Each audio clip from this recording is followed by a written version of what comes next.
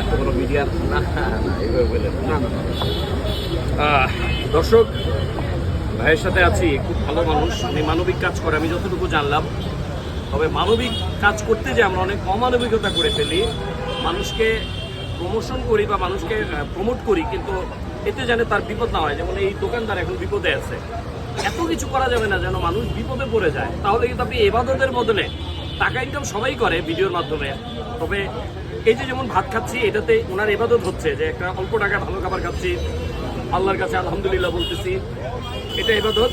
কিন্তু এটা করতে যায় যদি ভিডিও করে ওনাকে নেগেটিভ কিছু করি, তাহলে এটা হবে খেসারত। আমার খেসারত দিতে হবে নাকি ভাই? কিছু বলেন আপনি।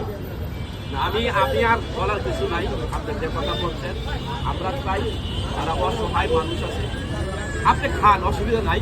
আপনার যতটুকু প্রয়োজন আপনি যেদিন খান, প্রতিদিন যেভাবে খান আর যেদিন খান উনিও বাঁচে, ওনাকে আপনার সহযোগিতা করেন। ভালো থাকবেন, সুস্থ থাকবেন। আল্লাহ হাফেজ।